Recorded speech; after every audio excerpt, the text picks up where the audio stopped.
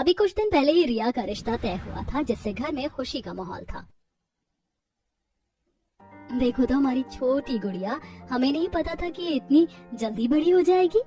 सच में दीदी, मेरी भी पिछले साल ही शादी हुई थी और मैं पिछले साल यहाँ इस ससुराल में आई, और अब रिया की शादी हो जाएगी तो घर कितना सूना सूना हो जाएगा। सच में बेटियां कितनी जल्दी बड़ी हो जाती हैं। वही तो, कल तक ये स्कूल कॉलेज जा रही थी और आज इसका रिश्ता तय हो गया। कोई बात नहीं, शादी करके ज्यादा दूर नहीं जाऊंगी, इसी शहर में हूँ, जब मन करे मुझसे मिलने आ जाना। तभी वहाँ पर रमेश और महेश घर का कुछ सामान लेकर आ जाते हैं। सारा सामान चेक कर लेना, हमने लिस्ट के अकॉर्डिंग घर का सारा सामान ला दिया है। लेकिन हमने आपको कुछ कपड़े लाने को भी कहा था। देखो, कपड़ों के मामले में हमें इतना नहीं पता, ये सब तो लेडीज डिपार्टमेंट का काम है। हमें जो समझ आया, सामने आया, हम ले आए, बाकी शॉपिंग आपको करनी है। शॉपिंग तो बहुत सारी करनी है, अब हमें बातें करने से ज्यादा काम पर ध्यान देना चाहिए। इसी महीने हमारी गुड़िया रानी की शादी जो है। तो ठीक है, इस शादी की सारी जिम्मेदारी तुम्हारी। तो ठीक है गाइस, चलो चलते हैं, चलो तैयारी शुरू करते हैं। बस फिर इन्हीं बातों के साथ घर में शादी की तैयारी शुरू हो जाती है। अगले ही दिन नंद भाभी सभी शॉपिंग करने जाती हैं।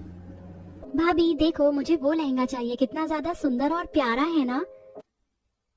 हाँ, ये तो बहुत ही ज्यादा सुंदर है। भैया जी, शादी के लिए तो ये लहंगा डिसाइड हो गया है, आप हमारा नाप ले लीजिए और अगले हफ्ते तक इस लहंगे को ठीक करवा दीजिएगा। जी ठीक है।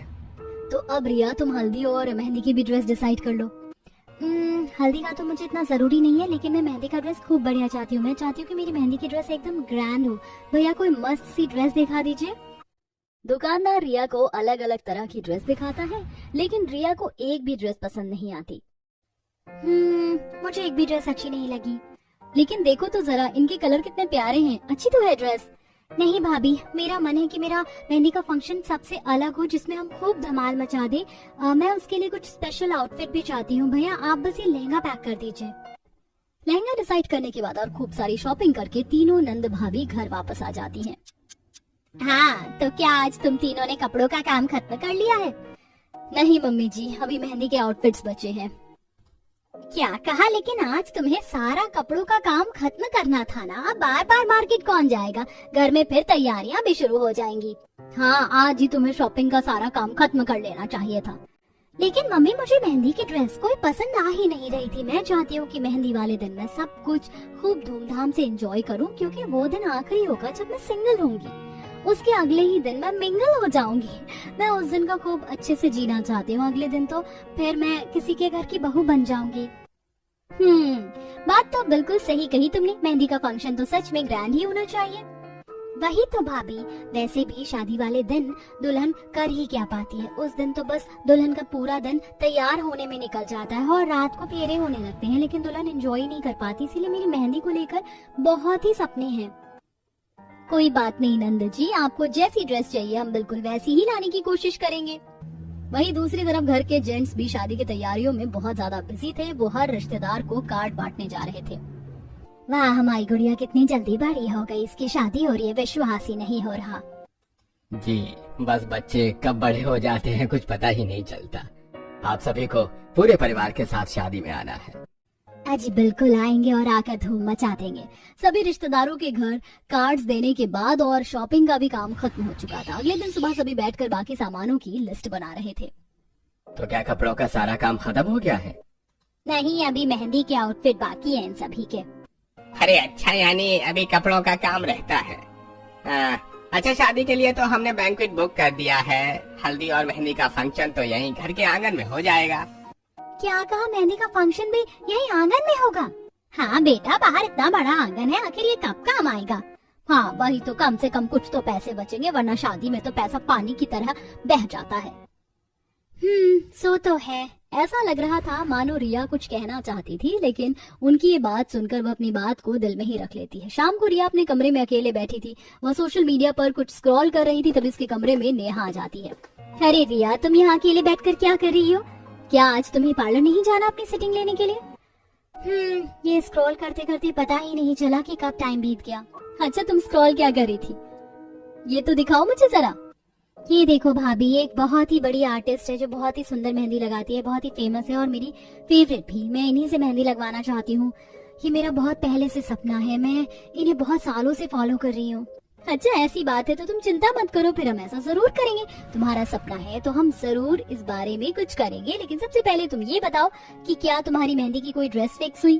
भाभी सच बताओ ना, तो मैं शादी के बर्डन में इतनी ज्यादा कंफ्यूज हो रही हूँ कि मुझे कुछ समझ नहीं आ रहा, लेकिन बस मेरा सपना है कि मेरी मेहंदी का फंक्शन ऐसा हो कि मैं उसे जिंदगी भर याद रखना चाहती हूँ। हाँ, लेकिन मुझे नहीं लगता कि मेरा ये सपना पूरा होगा। मैं चाहती हूँ कि वो इतना ग्रैंड हो कि उसके बाद उससे ग्रैंड कोई फंक्शन ही ना रहे मेरी लाइफ का। मैं जिंदगी भर अपनी मेहंदी का फंक्शन को एक अलग तरीके से याद रखना चाहती हूँ कि मैंने भी अपनी शादी में कुछ डिफरेंट किया था। मैं तुम्हारी भावनाओं को समझ सकती हूँ रिया, तुम्हारा कहना बिल्कुल सही है। एक मेहंदी वाला ही दिन होता है जिस दिन दुल्हन खुलकर एंजॉय कर सकती है, और शादी वाले दिन तो वह अपनी एक नई जिंदगी में कदम रख लेती है। उस दिन वह किसी के घर की बहू बन जाती है। मेहंदी वाले दिन तक वह अपने घर की लाडली बेटी रहती है। वही तो भाभी, एक लड़की की जिंदगी में बहुत सारे मोड़ आ जाते हैं, उन्हीं में से सबसे बड़ा मोड़ होता है शादी का। पता नहीं सब कैसे होगा। जो भी होगा बहुत अच्छा होगा, लेकिन चिंता मत करो। फिलहाल तुम मुझे अपनी आर्टिस्ट का नंबर दो, या जो भी जिसके थ्रू मैं उससे कांटेक्ट करके उन्हें तुम्हारी मेहंदी के लिए बुक कर सकूं। ये बात सुनकर रिया के चेहरे पर एक लंबी सी मुस्कान आ जाती है और वो खुश होते हुए कहती है, थैंक यू सो मच भाभी, यू आर द बेस्ट। अच्छा चलो, अब तुम जल्दी से पार्लर जाकर आओ, मैं बाकी बात करती हूँ। रिया अपनी मेहंदी के फंक्शन को लेकर बहुत ज्यादा एक्साइटेड भी थी, लेकिन वहीं बहुत ज्यादा कंफ्यूज भी थी। तब नेहा अपनी ननद रिया के लिए कुछ अलग करना चाहती थी। नेहा ये बात अपनी सास को बताती है। अच्छा ऐसा है तो ठीक है, तुम एक काम करो, उस आर्टिस्ट से बात कर लो। ठीक है मम्मी जी। वहीं दूसरी तरफ रिया पार्लर में। आज मैं बहुत खुश हूँ, मेरे लिए मेरी शादी में मेरी फेवरेट आर्टिस्ट आकर मुझे मेहंदी जो लगाने वाली है। चलो ये तो बहुत अच्छी बात है, ठीक है मैं तुम्हारा फेशियल शुरू कर देती हूँ। अपना फेशियल करवाने के बाद रिया जब घर वापस आती है तो बड़ी एक्साइटेड होकर अपनी भाभी नेहा के पास जाती है। भाभी भाभी, क्या आपने आर्टिस्ट से बात कर ली? वो आ रही है ना मेरी मेहंदी के फंक्शन में मुझे मेहंदी लगाने के लिए? ये बात सुनकर नेहा उदास हो जाती है और रिया दरअसल बात ये है कि क्या बात है भाभी, आप इतनी उदास क्यों नजर आ रही है? कुछ हुआ है क्या? माफ करना रिया, मैंने तुम्हारी आर्टिस्ट से बात की थी, उसने तुम्हारी मेहंदी वाले फंक्शन पर आने से मना कर दिया, क्योंकि उसने कहा कि उसकी बुकिंग काफी समय पहले ही हो जाती है, लेकिन तुम्हारा तो इस महीने के लास्ट में ही मेहंदी का फंक्शन है तो वो नहीं आ पाएगी। माफ करना रिया, मैं चाहती थी कि वो जरूर आए। ये बात सुनकर रिया बड़ी उदास हो जाती है। उसे अपनी नजरों के सामने अपने सपने टूटकर चूर होते हुए नजर जो आ रहे थे, लेकिन वो फिर भी नेहा को ऐसा दर्शाना नहीं चाहती थी। कोई बात नहीं भाभी, क्या हो गया, अगर नहीं आ पा रही है तो हम उसके बिना भी तो मेहंदी का फंक्शन अच्छे से कर सकते हैं। कोई बात नहीं, मुझे कुछ खास फर्क नहीं पड़ा। अच्छा मैं कमरे में जाती हूँ, मैं बहुत थक गई हूँ। रिया उदास होकर वहाँ से चली जाती है और अपने कमरे में गुमसुम होकर बैठ जाती है। वहीं दूसरी तरफ नेहा पायल को बताती है, बेचारी रिया कितना उदास हो गई। आपने उसका चेहरा देखा था, बड़ी उदास लग रही थी, लेकिन फिर भी उसने झूठी मुस्कान के साथ कुछ नहीं कहा। सच में रिया के बहुत सपने थे उस आर्टिस्ट को लेकर। मैं तो उसे कई सालों से देख रही हूँ, अक्सर सिर्फ उसी की बातें करती थी। उसका मन था कि उसी से मेहंदी लगवाए। तो कोई बात नहीं, हम रिया के लिए कुछ न कुछ जरूर करेंगे। इन्हीं सब के साथ घर में भी तैयारियां शुरू हो जाती हैं। घर को भी दुल्हन की तरह सजाना शुरू किया जाता है। घर की अच्छे से साफ सफाई और साथ ही उसे रंग बिरंगे फूलों से सजाना शुरू करते हैं। देखो भैया, कोई गड़बड़ नहीं होनी चाहिए, पहले ही बता रही हूँ, सब कुछ काम अच्छे से करना है। और यहाँ पर गेंदे के फूल, गुलाब के भी फूल लगने चाहिए। अरे जी ठीक है, मैं अभी सारा काम कर देता हूँ। वहीं दूसरी तरफ छत के आंगन में भी, देखो भैया, यहाँ पर तुमने अच्छे से फूल नहीं लगाए। देखो यहाँ कितना खाली खाली लग रहा है। मैंने कहा था ना कि एक भी कोना खाली नहीं रहना चाहिए। अरे मैडम जी, आपने कहा था यहाँ पर गेंदे के फूल लगने चाहिए, तो गेंदे के फूल अभी खत्म हो गए हैं। कैंटर आता ही होगा गेंदे के फूलों का, जब आ जाएगा तब अच्छे से लगा दूंगा। बड़े जोरों शोरों से शादी की तैयारी चल रही थी। वहीं दूसरी तरफ सब कुछ नेहा के मुताबिक ही हो रहा था। नेहा ने घर की पूरी जिम्मेदारी संभाली हुई थी। घर की डेकोरेशन भी नेहा ने करवाई थी, और जब वह आंगन में हल्दी और मेहंदी की रस्म के लिए भी सब कुछ अच्छे से डेकोरेट करवा रही थी। देखो भाई साहब, यहाँ पर ना सुबह के टाइम सब कुछ येलो होना चाहिए, क्योंकि सबसे पहले हल्दी की रस्म होगी। फ्लावर्स भी सारे पीले ही होने चाहिए, और हाँ याद रखना, लाइटों की भी कमी नहीं होनी चाहिए। बेशक हल्दी की रस्म दिन में होगी, लेकिन लाइटिंग परफेक्ट होनी चाहिए ताकि पिक्चर्स अच्छी आए। जी ठीक है, जैसी आपने मुझे फोटो भेजी है मैं बिल्कुल उसी तरीके से डेकोरेट कर दूंगा। तभी वहाँ पर पायल आती है और हड़बड़ाहट में उससे कहती है, अरे नेहा जल्दी चलो, मुझे कुछ मिल गया है। क्या सच में भाभी? हाँ जल्दी अंदर चलो, मैं तुम्हें दिखाती हूँ लैपटॉप के अंदर सारा कुछ। दोनों घर के अंदर आती हैं और ड्राइंग रूम में सोफे पर बैठकर लैपटॉप में कुछ देखते हुए फुसफुसाने लगती हैं। वाह भाभी, ये तो बिल्कुल वैसा ही है जैसा मैंने आपको बताया था। ये हम सबके लिए एकदम परफेक्ट होगा। सच में जहाँ तक है अब तो हमारा सब कुछ फाइनल हो गया है, लेकिन हाँ लहंगे का क्या? अरे उसे भी जरा नॉर्मल सा ही रख देंगे ना, ज्यादा हैवी कहाँ अच्छा लगेगा। दोनों आगे भी काफी देर तक बात करती हैं। तभी वहाँ रिया आ जाती है और जैसे ही वह रिया को देखती है तो नेहा झट से लैपटॉप को बंद कर देती है और दोनों चुप हो जाती हैं। भाभी आप दोनों यहाँ क्या कर रही हो?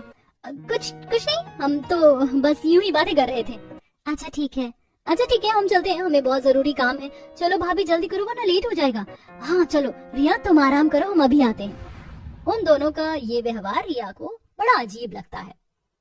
आजकल दोनों मुझसे कुछ छुपाने लगी हैं। पहले तो पानी भी मुझसे पूछ कर पीती थी, लगता है धीरे धीरे सब बदल रहे हैं। मेरी शादी से पहले ही इतना फर्क आ रहा है तो पता नहीं बाद में कितना आएगा, पर कोई बात नहीं, इसमें इनकी भी कोई गलती नहीं है। समय और हालात के साथ बदलाव आ ही जाता है। रिया गुमसुम होकर अपने कमरे में चली जाती है। वहीं दूसरी तरफ पायल और नेहा बाजार पहुंच जाती हैं। देखो भैया, पहले ही बता रही हूँ, हमें एकदम सिंपल लहंगा चाहिए और उसके साथ एक ग्रीन शरारा की कुर्ती कॉलर वाली, चुन्नी एकदम भारी वाली। ये सारी ड्रेस किसी भी हाल में महीने के आखिर तक सिल जानी चाहिए। अरे चिंता मत कीजिए बहन जी, मेरी जबान है जबान, मैंने कह दिया तो समय पर सब सामान मिल जाएगा। ठीक है, लेकिन अगर कुछ गड़बड़ हुई ना तो देख लेना। अरे बहन जी कुछ गड़बड़ नहीं होगी, अगर हो जाए तो आपका जूता और मेरा सिर। उसके बाद दोनों घर वापस आ जाती हैं और आकर सारी बात शांति और सुमन को बताने लगती हैं। चलो अच्छा है, ये काम भी निपट गया। वो चारों आपस में बात कर ही रही थी कि तभी वहाँ पर रिया भी आकर उनके साथ सोफे पर बैठ जाती है, लेकिन उसके आते ही सभी चुप हो जाते हैं। क्या बात है, किस बारे में बात चल रही थी? कुछ नहीं बेटा, बस हम अपने कपड़ों के बारे में बात कर रहे। अब शादी में हमें भी तो कुछ अच्छा पहनना चाहिए। अरे बिल्कुल बिल्कुल, आप लोग दुल्हन की भाभी और माँ हैं तो आपको तो सबसे बेस्ट लगना चाहिए। मैं तो कहती हूँ आप सब भी डिजाइनर ड्रेस खरीद लीजिए। अरे नहीं बेटा, सब बजट में हो जाए तो ही ठीक रहता है। शादी ब्याह में तो पता ही है कितना खर्च हो जाता है। थोड़ी देर बात करने के बाद रिया अपने कमरे में चली जाती है। सच में शादी में बहुत खर्च हो जाता है, मुझे भी कुछ सोचना चाहिए। अब मैं इनको और कुछ लेने को नहीं बोलूंगी। इतना कहकर रिया आराम से अपने बिस्तर में लेट जाती है और सो जाती है। इस तरह दिन गुजर रहे थे और शादी का दिन पास आ रहा था।